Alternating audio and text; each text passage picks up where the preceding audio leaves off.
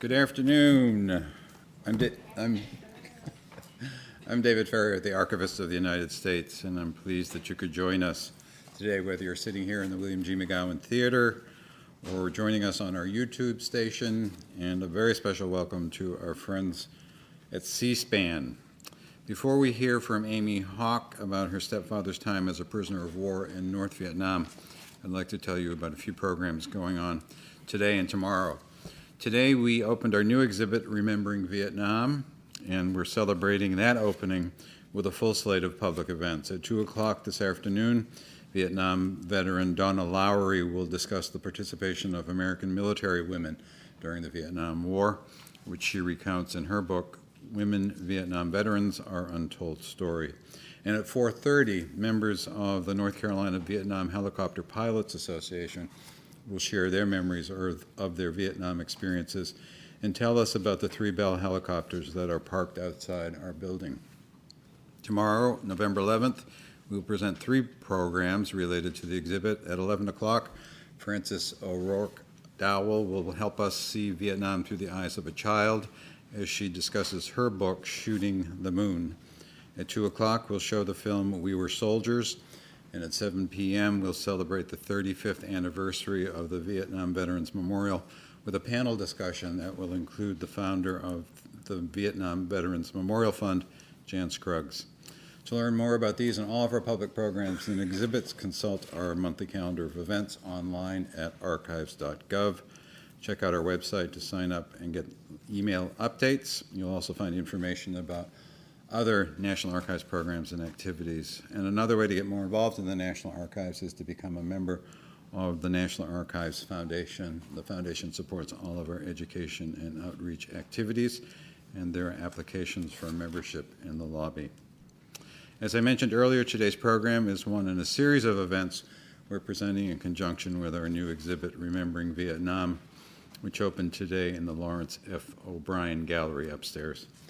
The exhibit is a media-rich exploration of the Vietnam War, featuring interviews with American and Vietnamese veterans and civilians and firsthand experience of the war's events, as well as historic analysis. It's a fascinating collection of newly discovered and iconic original documents, images, film, and artifacts that illuminate 12 critical episodes in the war that divided the peoples of both the United States and Vietnam. The 12 episodes trace the policies and decisions made by the architects of the conflict and help untangle why the United States became involved in Vietnam, why it went on so long, and why it was so divisive for the American society. Remembering Vietnam draws on National Archives records from all parts of our agency, federal and civilian military records, presidential libraries, still photography and motion pictures, sound recordings, and electronic records. I encourage you all to walk through the exhibit, if not today, then another time in the coming year. I ask all Vietnam veterans or United States veterans who served during the Vietnam era, November 1st, 1955 to May 15th, 1975, to stand and be recognized.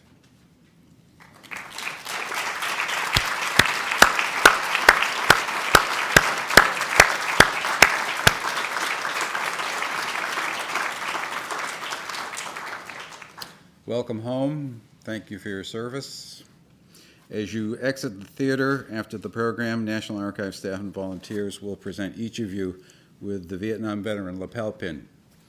On the back of the pin is embossed, "A grateful nation thanks and honors you." The United States of America Vietnam War Commemoration is a national initiative, and the lapel pin is the nation's lasting memento of thanks. In February 1973, U.S. military transport planes carried the first groups of released American prisoners of war from Vietnam to American bases. After several weeks of ferrying servicemen to freedom, Operation Homecoming returned 591 POWs home. One of the early flights carried Air Force Captain James Shively, whose 6-year imprisonment was at last at an end. After his return, he married his high school sweetheart and raised her 2 young daughters as his own. One of those girls, 5-year-old Amy, grew up to tell his story. After her stepfather passed away in 2006, Amy became aware of some audio recordings that he had made with a reporter sharing his experiences in the prison camp in detail. From the tapes, Amy wrote 6 years in the Hanoi Hilton, an extraordinary story of courage and survival in Vietnam, with a foreword by James Shively's prison mate, John McCain. It is a retelling of his day-to-day life in captivity in Vietnam. Amy wrote the book not only to honor her dad, but as a tribute to every Vietnam veteran. She's an author with a degree in broadcast journalism, and she is here today to share her dad's story. Please welcome Amy Shively Hawk.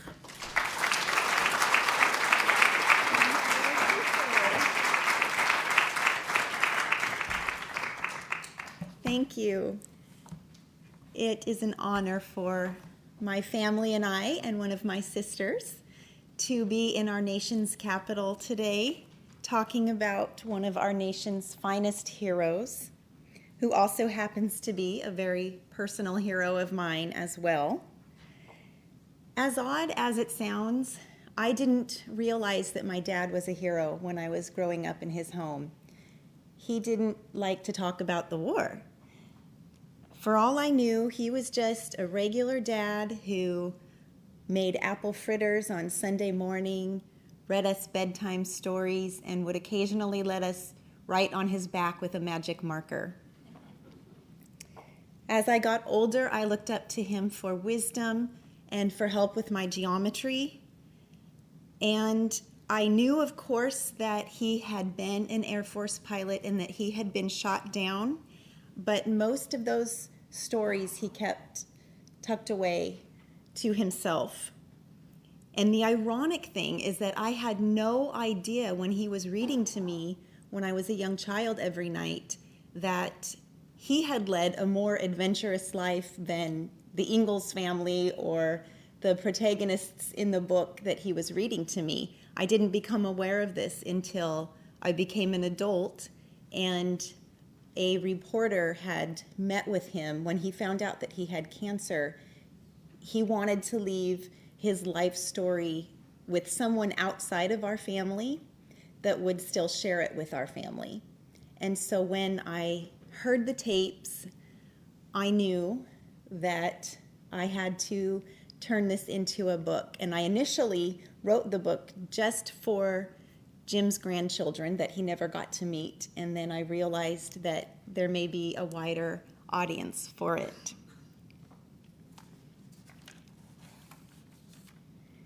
Since I didn't meet my dad until I was 5 years old, I have no way of knowing if the war changed him or if he would have been different in any way after having endured 6 years of harsh brutalities. That would be a question for my mom. She met Jim Shively when she was in elementary school, and he was her newspaper boy. And she used to ask her parents if she could run to the door and answer the door when he came to deliver the newspaper. There she is. My cute parents dated in high school. After graduation, though, my dad went to the United States Air Force Academy in Colorado Springs, and so they dated long distance. He would go back to Spokane, to their hometown, for breaks from school, or she would go to visit him at the academy. They continued to date after my dad graduated from the academy and was accepted to flight training school at Williams Air Force Base in Phoenix. While he was there, he discovered something unexpected. He discovered that he loved to fly. Not only did he love to be commanding an aircraft at 30,000 feet, he was really, really good at it. He had the endurance, he had the confidence, and he loved the sheer adrenaline. He ranked so high, in fact, that coming out of flight school, he was selected to fly only one of 8 assignments, the most ultimate supersonic aircraft of its time, the largest single-seat, single-engine, fighter bomber in the United States Air Force history, the F-105D, also known as the Thunder Chief. So my mom and dad have been dating long distance all this time, but by now it's the late 60s, and the conflict in Southeast Asia is heating up. My dad loves flying. He particularly excels at it, and you might guess where this is heading for my parents. My dad volunteered to fly combat in Vietnam, and my parents parted ways. A few years later, she met and married another man and moved to Seattle and had myself and my sister Jane. My dad, meanwhile, was stationed out of Tak Ly Air Force Base in Thailand with the 357th Squadron, flying missions over Vietnam in the aircraft with the highest losses. In December of 1966, at 24 years old, he was assigned 100 combat missions. By his own admission, he was an adrenaline junkie, and he also probably had that sense of immorality that comes when you're 24 years old and really good at what you do.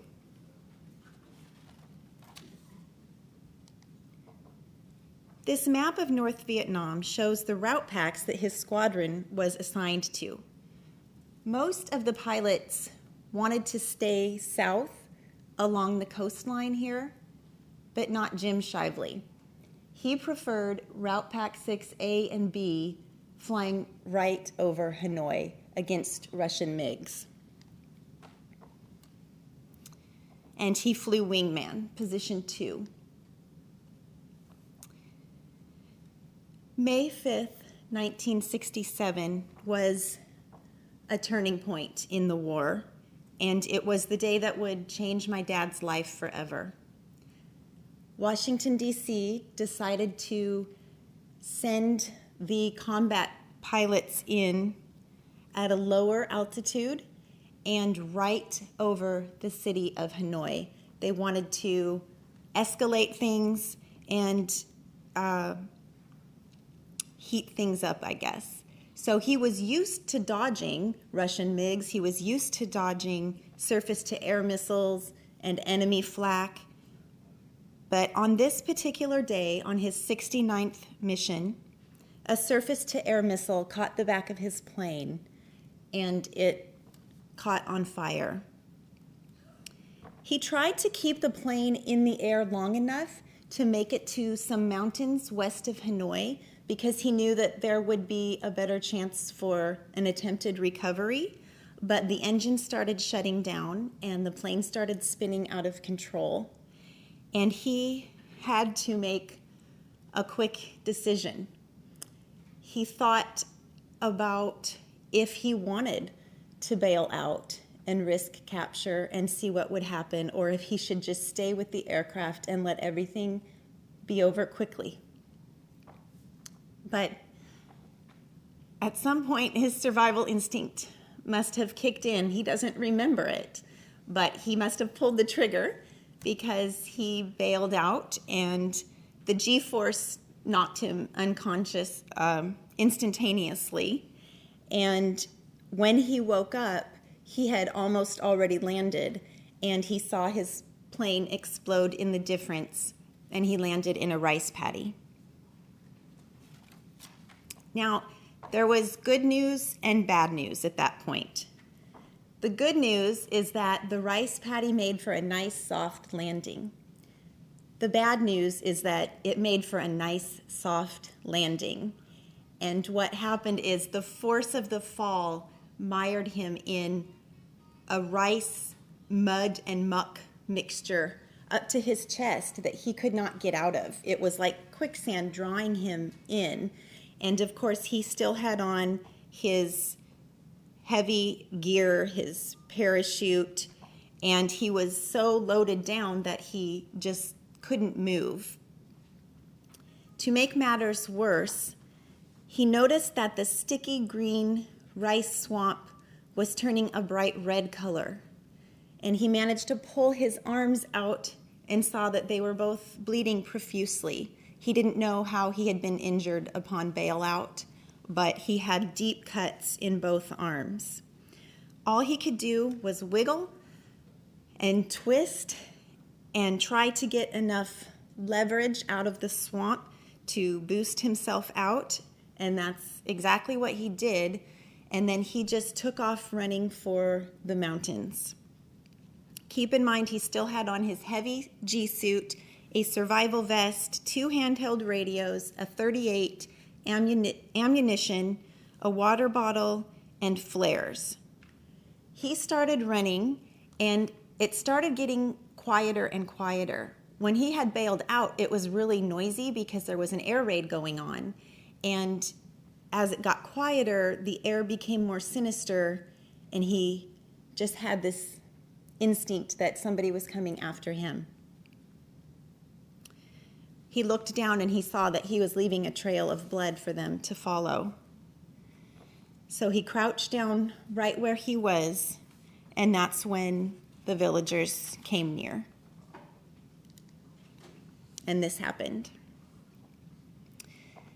They surrounded him and started beating him with farm implements, sticks, whatever they could find. And then they were joined by 4 members of the North Vietnamese Army with AK-47s that they used to beat him. When he came to, he had been stripped of his gear, and he was being marched down a street with villagers lined up on either side, spitting and throwing things at him. He had been handcuffed and gagged and blindfolded. They took the blindfold off just long enough that he could see the hatred from the villagers. And what followed was 6 years of hell for my dad. These are the photos that were captured by the Associated Press and sent around the world. So you can imagine how my grandparents felt back home in Spokane. They had just received the news, and then the next day, this was in the newspaper and on television. From there, they took my dad to the Wallow prison, otherwise known as the Hanoi Hilton, otherwise known as the torture camp, where they brought the captured air pirates and started the softening process on him.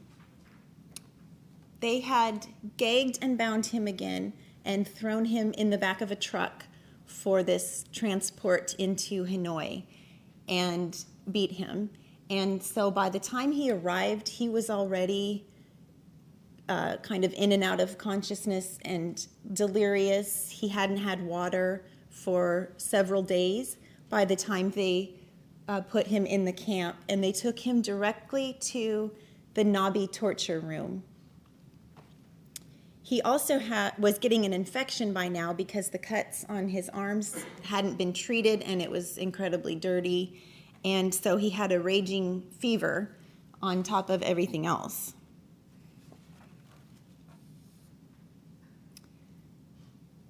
The softening process was, of course, to try to get information out of him, but his military training had instructed him that you give the big 4 and nothing more: your name, birth date, serial number, and rank. And so every question that they asked him, he just kept repeating that until they beat him right off the stool and started the ropes torture.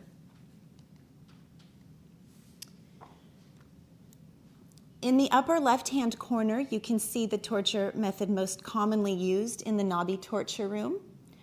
For my dad's sake, they had iron bolts already embedded into the floor. So they put him in the iron bolts, and then they had 6 or 7 guards come in and pull his arms up over his head. As you can see, this sometimes breaks the ribs of the soldier. This also frequently dislocates the shoulder. And they bound his arms together at the forearm and at the bicep, and shoved his head down on the floor, so all the ligaments in his legs were tearing. He couldn't move. And then they would take the rope and tie it through the iron bolts so that he would just be stuck in that deformed pretzel-like position for hours, and then they would leave. These various torture methods that they employed on the prisoners cut off their circulation, destroyed their nerves, and did lasting damage. My dad had scars from the bolts all over his ankles and also on his wrists. And as you can see, they also would do things like, there was a hook hanging at the top of the Nabi torture room, and they would string the prisoner up by his feet. In this picture, the guard is shoving a dirty rag or a broomstick in his mouth to make him be quiet. But many times they would just leave the prisoner hanging for hours on end, blindfolded and gagged, with their hands behind their back. And they would sneak back in when the prisoner wasn't expecting it and cut the ropes so they would fall on the concrete floor on their head. Besides the actual pain, which my dad said in the tapes, all he could do was just keep counting to 100 over and over and hope that they would come back in and loosen the ropes. He was in so much pain that he doesn't even know how much time went by. But eventually they did come back in. Some prisoners that received this treatment came home permanently paralyzed from the nerve damage. And when they came back in, they undid the ropes, but he couldn't feel any of his limbs, and so he just laid on the floor like a fish. And he said that it wasn't, as his circulation started coming back and flowing through, it wasn't so much the pain, it was the indignity and the humiliation of them kicking him over and over, and he couldn't move to defend himself or do anything. After undergoing this treatment for several days, my dad went unconscious. And just when he thought it couldn't get any worse, he woke up. He woke up in solitary. It was a part of the prison that he learned later was nicknamed the Heartbreak Hotel. It was a tiny concrete cell, barely 6 feet by 6 feet. If you were to stand in the middle of it, you could touch both walls. And on each side of the room were concrete slabs big enough for someone to lie down on, and then iron stocks fastened to the ends. He found himself stretched out on the concrete slab. This prison, by the way, was built by the French in 1896 to imprison Vietnamese rebels. So the iron stocks are tiny. They're not for an American man. So as soon as they would clamp down the stocks on him, it would start rubbing through to the bone. And that's why he came home with so many scars. They also just obviously cut off any movement. They left him there for weeks. The stocks rubbed his ankles raw, and untreated sores became infected. They left him to relieve himself on himself, which also caused painful sores and, of course, more infections. After a while, he started to hallucinate because they barely brought in enough water for him to survive. Every once in a while, one of the guards would come in with they called it pumpkin soup, but it was really just hot water with chunks of pumpkin floating in it, and they would spoon some into his mouth. So it was barely enough to keep him alive. They would come in every once in a while to clean off the concrete slab, and they would just take a bucket of water and throw it on him, and the waste would come off of the slab, and there was a teeny tiny hole for a drain at the bottom of the floor. And my dad was hallucinating that there was a man that kept coming out of the hole, and he was just a tiny man, and he would come up and offer my dad a cigarette, and then right before he was going to light it, he would wake up. And so he just kept having these weird hallucinations. He also dreamed that he was in Laos, that he had escaped, and he was cutting through the jungle, and he had just about made it to the other side, and he would wake up and find himself still in the stalks, and the disappointment was unbearable. But what was the most unbearable for him, besides the starvation and the deprivation and the loss of dignity and the pain, was the mental anguish of hearing other prisoners screaming. Because he felt so helpless, he could only lay there and imagine what they were doing to the other guy, and there was nothing that he could do to help. And if he did cry out in his sleep or anything, the guard would come in with a broom and just shove the broom handle in his mouth to get him to shut up. Finally, in the late summer of '67, the guards came in the middle of the night and woke him up. They blindfolded him and gagged him and handcuffed him and walked him out of the camp and moved him to another camp south of Hanoi. It was called the Zoo. You can see it down here. This map shows the various camps that were in and around Hanoi. Every prisoner of war started in the Hanoi Hilton, the torture camp, and then once they had been tortured to where they thought they were going to get whatever information they might be able to get out of them, they would move them around. My dad spent time at almost all of the camps. Once they had deposited him in his new cell, they removed the blindfold. He saw 4 bare walls, no windows, a single filthy light bulb hung from the ceiling, and rat droppings covered the concrete floor. The room clearly accommodated more than one. There were 3 sawhorse beds with just a wooden plank for a mattress. And in the corner was a bucket for waste. It was already filled to the brim. The cell was hot and stuffy and stunk to high heaven.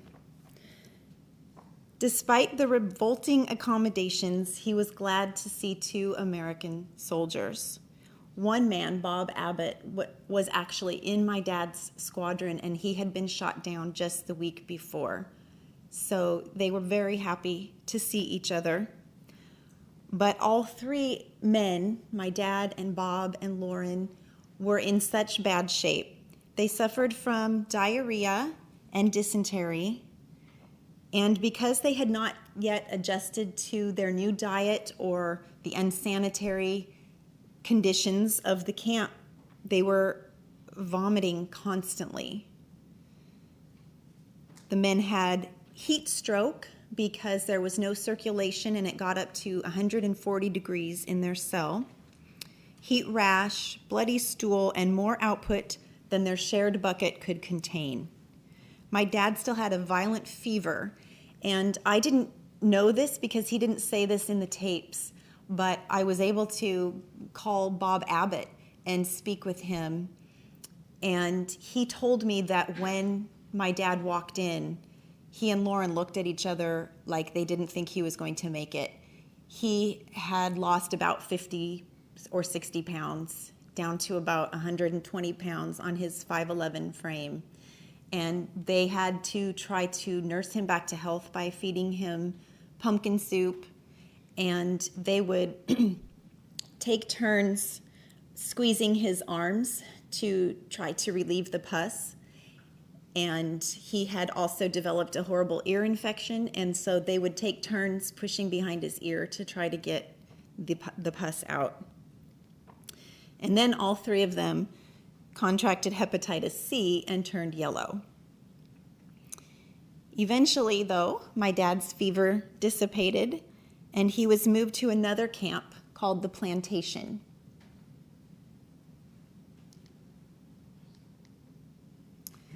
This is a picture that shows a propaganda photo. So every once in a while, the North Vietnamese would choose a few men and take them out and clean them up a little bit and pose them for a picture that they could send around the world to show the world how decently they were treating the American prisoners.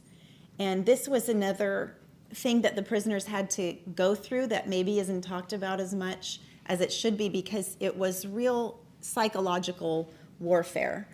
And of course they hated it because they were forced to smile, they were forced to look like they were having a great time at summer camp, and if they didn't do it, then it would be more torture. In this particular photo, they are making a dinner, some kind of dinner. This is my dad here. On the regular, though, they only received about 1 bath a week, and that was basically consisted of sitting in a concrete cistern, and the guard would come and pour water on them. My dad learned what every prisoner in the camps learned, and that was the tap code matrix. This matrix was absolutely invaluable to the prisoners as a system of communication.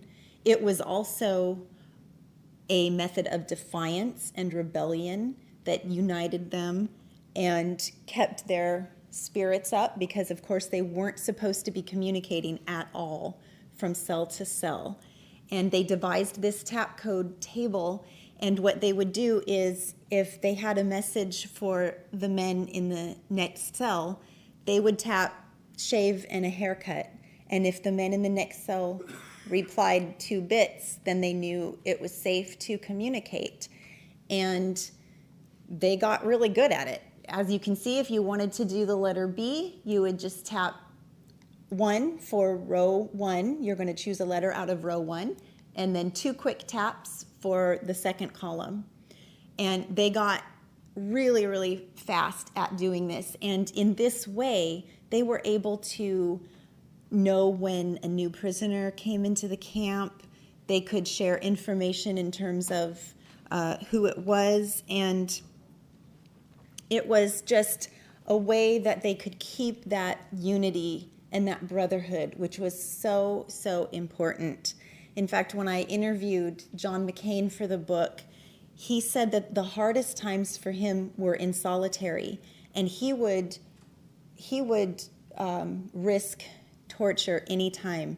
If he heard somebody walking by, he would tap, because he was so isolated and just in need of some communication. And so this tap code table, my mom said that after he had been back from the war for quite a few years, I want to say it was a 10 or 20 year prisoner of war reunion, they were in the hotel, and she woke up early in the morning and she could hear him tapping on the wall, and he was tapping to the prisoner in the next room. So he remembered how to do it all those years. This is another propaganda photo. You may remember or recognize this one because it was in Life magazine. This was a pretty famous one that circulated. And they brought in a pool table and just staged the whole scene, and then took the pool table back out. So it was very frustrating because, of course, the men knew what was going on behind the scenes. They had to bow to their captors every time that they came in. They had to be so careful. If if a guard would catch them communicating, it meant torture. So they were in such horrible, awful conditions, sick all the time, trying to survive on pumpkin soup, and then the North Vietnamese wanted to make it look like they were being treated really well. Back at home in Spokane, my grandparents got busy. They wanted their son back, and they did not want their son to be forgotten. My grandmother became the president of the Eastern Washington chapter of the Families for POWs and MIAs. And she took a month-long tour to visit embassies in Europe mainly, to bring awareness, to make sure that the right people knew what was really going on, and that those photos were just propaganda, and that they would know that there were war crimes, that the Geneva Convention was not being followed in the camps. And she had some success. This is the form that she left at every embassy. She was able to speak with an assistant to the Pope. She was able to speak with some leaders in Eastern Europe, and it was just her way of trying to do whatever she could to get her son back.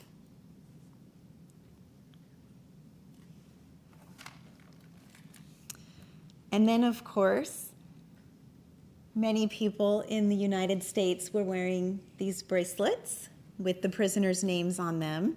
I'm wearing one now.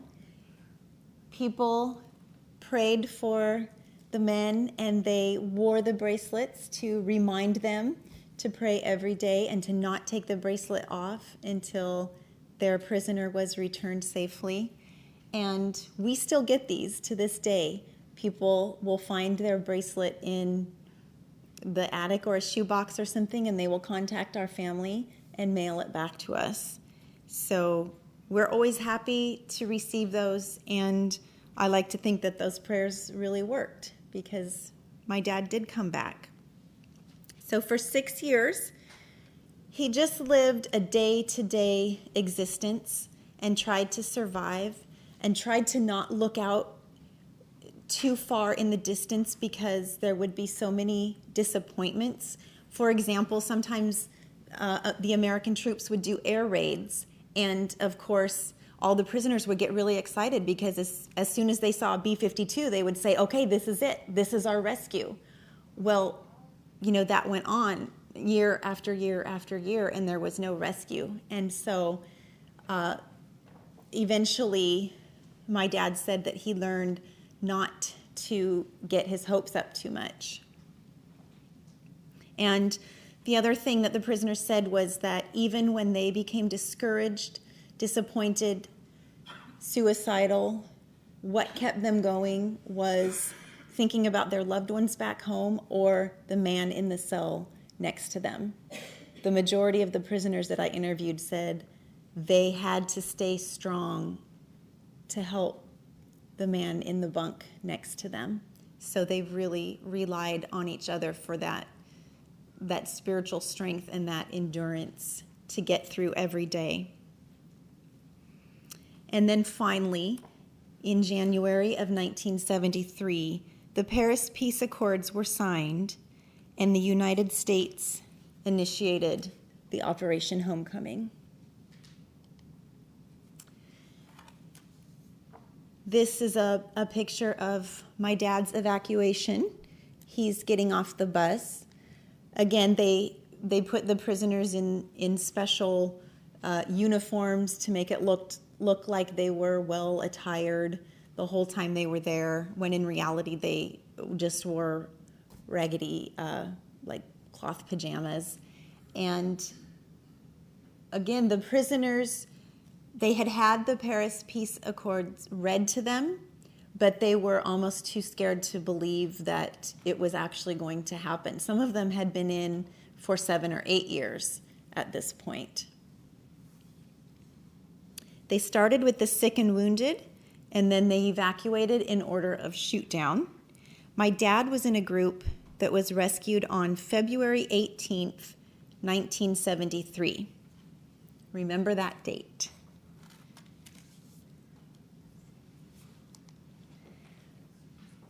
He said it was like a dream when they got on the American Starlifter and it actually took off, and they knew that they were going to be touching down on American soil and seeing their families again.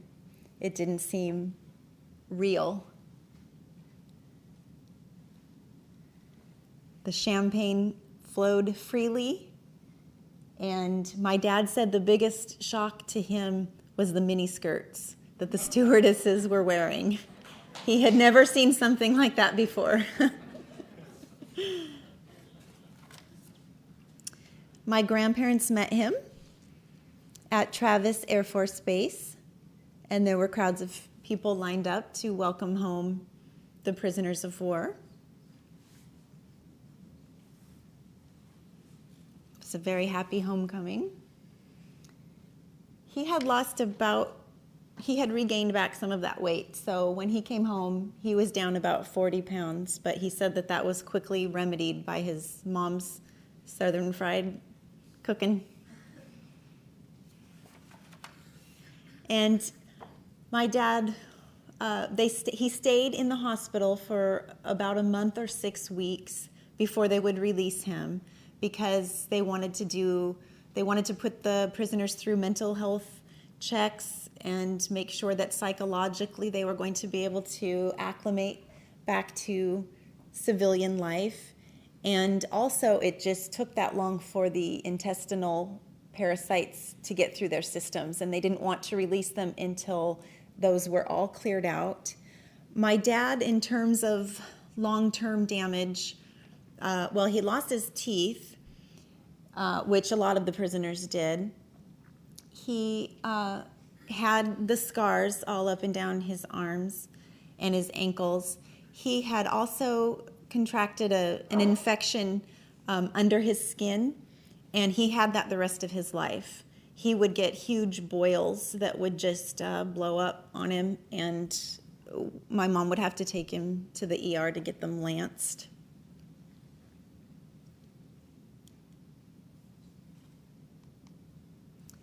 And as you can see, my parents were reunited. When he came home from the war, my mom realized that they were always meant to be together. And of course, he had been thinking about her the entire time. And so they reunited a couple of years after my dad came home. And I was 5 years old, and my sister Jane was a baby. And then they went on to have 2 more girls, which was humorous. One of the prisoners that I interviewed said, when your dad was in the camp, he said that he never wanted to see another man as long as he lived, because for 6 years he only had men to look at. And he said, when I get out of here, I'm going to surround myself with beautiful women. And then he had 4 daughters. He went to Gonzaga Law School and became a United States attorney in Spokane until he passed away at the age of 63 in 2006. He also was a mental health advocate for Vietnam veterans who were coming back from the war before post-traumatic stress disorder was a term, and it was being recognized, and of course my dad recognized it. So he had a mentor group. He did some legal cases for some veterans that needed some extra help. They got caught up in the legal system, and he just wanted to do whatever he could do to help. But he did prosecute a case that was recognized by the federal government and helped to bring forth more awareness of the need for mental health care for our veterans.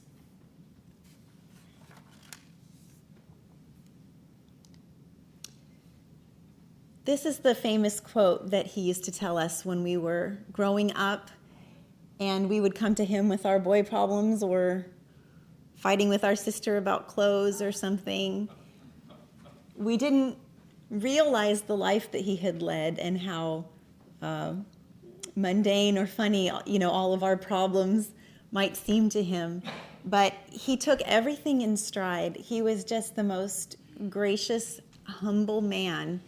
And he really was just so grateful for every single day, because he thought his life was over when his plane caught fire, and then when he was captured. He wasn't expecting to have another chance at life. So it was hard to get him riled up about anything, because he just didn't sweat it. He had already lived through hell. He could survive raising 4 lively daughters. And a couple of years ago, my sisters and I were able to go to the United States Air Force Academy. They did a special celebration in honor of the graduates from the academy that had spent time in captivity. And this is the statue that they did. This shows the Nobby torture room. And we went on my dad's behalf, and it was very special to be able to go and meet some of the other prisoners. Their names are all listed on the side here. And some of them didn't come back, and some of them have since passed. But we were able to meet about 20 or 25 of them. And this is at the Southeast Asia Vietnam Memorial at the Air Force Academy. The man who did the relief took very special care. If you look up here, you can see the barbed wire, which signifies the Hanoi Hilton, the barbed wire that they had going all around the camp. They also had shards of glass everywhere, and they had guards with AK-47s posted at every tower. It was a very frightening place to be. And this is the Nobby torture room that I described. And you can see here that the prisoner is giving them the middle finger. That's, of course, intentional, because it celebrates the defiance and the rebellion that the prisoners had in relation to their captors. It signifies the attitude of every prisoner who refused to denounce their own country and instead underwent brutal torture and deprivation. I was pleased to meet the artist when I went for the celebration for the dedication of the statue, and I told him about my book, and I asked him if I could use the relief for the cover of my book, because knowing my dad, he was such a humble man, he wouldn't want his picture on the book. He would want a picture that represented every POW and Vietnam veteran. And so I like to think that if he were here, he would like this choice.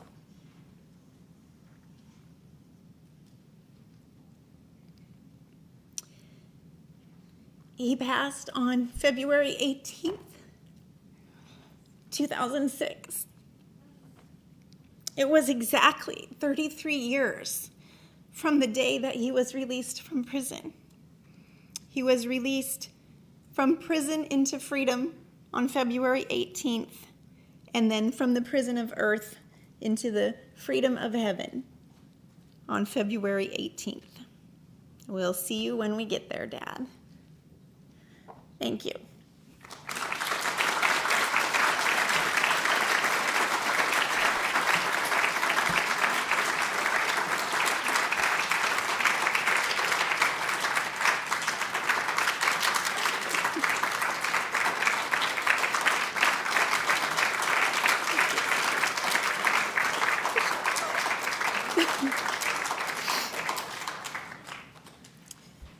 And I'd like to take some questions before the book signing that follows out in the...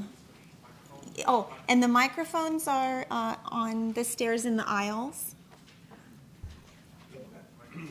Yeah, come on over here and then we can hear you. Is that it? In 1972, Jane Fonda made her famous trip to the Hanoi Hilton. Had your dad mentioned that? Yes, he mentioned it. He was asking about Jane Fonda. He wasn't a fan.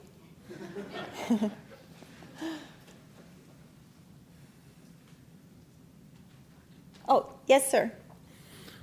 All right. First of all, thanks for your book, and thanks for the mention of miniskirts. I came back from Vietnam in June of 1970 to spend a few months at Walter Reed Hospital, and that was one of the things I noticed immediately. So, thanks for that Apparently, it reminder. was a big deal. What's that? Apparently, it was a big deal. Actually, it was a little deal, but we enjoyed it anyway.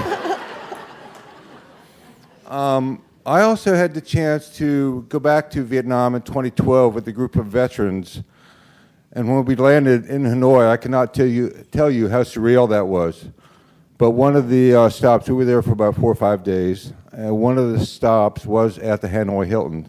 And even 40 some odd years later, it was still very bleak and very uninviting. Have you ever had the opportunity to visit there? And would you if you haven't? I would like to go, and I have not yet had the opportunity, but my sister Jane is with us today, and she did go a few years ago and toured around and sent back a lot of pictures, and I'm to understand it's a museum now, and a lot of these propaganda photos are up in the museum, again, to kind of make it look like everything was a little friendlier than it actually was. Well, it definitely was no summer camp, I can tell you that. And, Yes, sir. you know, if you go back, my heart goes with you. Yes, sir. Thank you.